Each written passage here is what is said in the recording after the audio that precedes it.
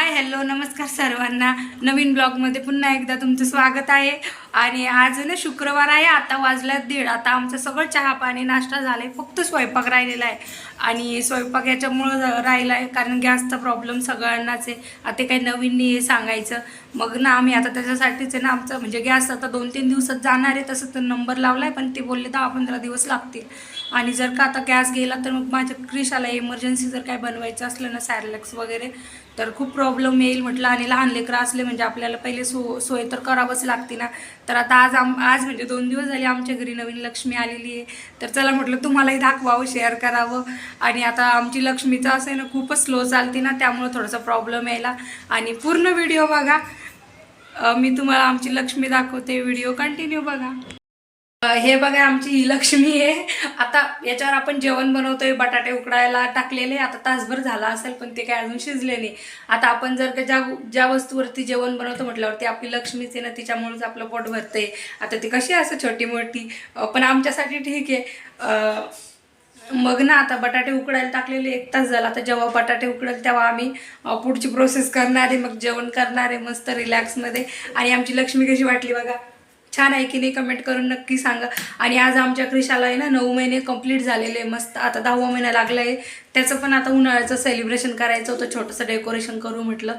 आणि जेवणही स्वयंपाकही राहिला. आता बघू जसं जमल तसं. तर व्हिडिओ पूर्ण बघा, व्हिडिओमध्ये कंटिन्यू राहा. आणि व्हिडिओ कसा वाटला तेही नक्की कमेंट करून सांगा.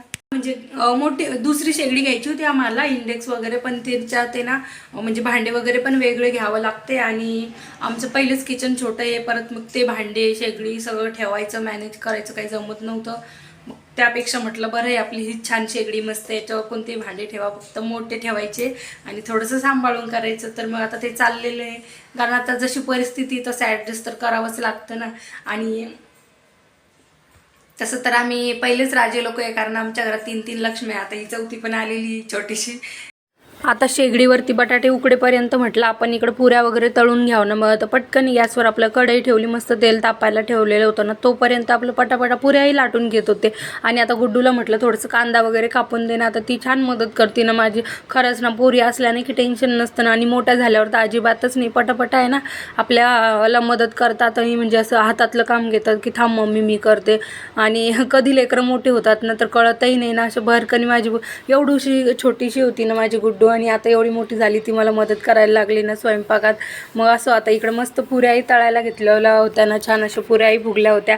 आणि आता आम्हाला आहे ना आज डेकोरेशनही करायचं होतं ना शौर्याचं, सॉरी क्रिशाचं. तर आता ते कसं करायचं ते तर त्यांनी ऑनलाईन बघितलेलं होतं ना, टरबूजचा केक वगैरे करणार होत्या.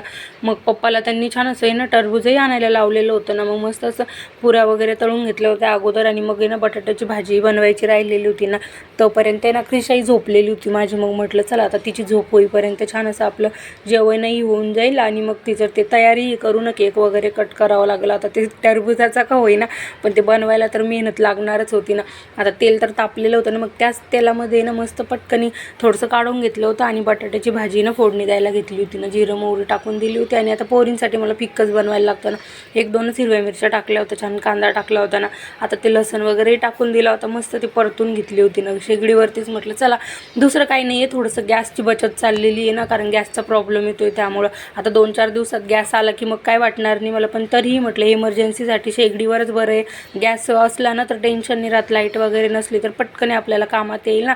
त्याच्याचमुळं मग असं एवढं आता कसरत चाललेली आहे ना, तर गॅस बचत केलाच पाहिजे ना. आता सिच्युएशनच तशी होती. तर मग मस्त जेवणही झालं होतं, पोरींनी जेवलं होतं आणि मीही जेवण करून घेतलं होतं ना. मग आता राहिलेलं होतं आमचं डेकोरेशन करायचं. तोपर्यंत क्रिशाही उठली होती माझी, मग तिचं आवरलं वगैरे मस्त रेडी केलं होतं आणि डेकोरेशनच्या तयारीला लागलो ना.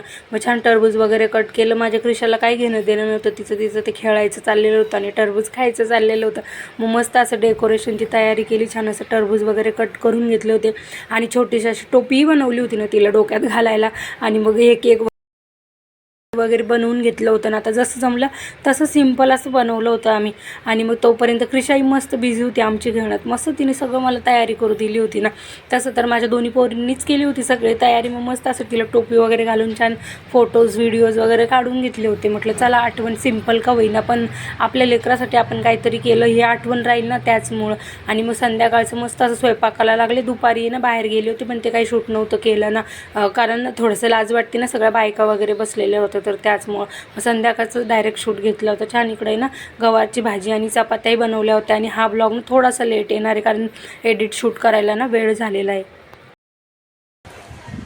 आता 8 वाजलेत संध्याकाळचे. आता क्रिशा पण झोपली, आता स्वयंपाक पण झालेला आहे. तर चला मग ब्लॉगची एंड इथंच करते. बाय बाय, भेटू नवीन.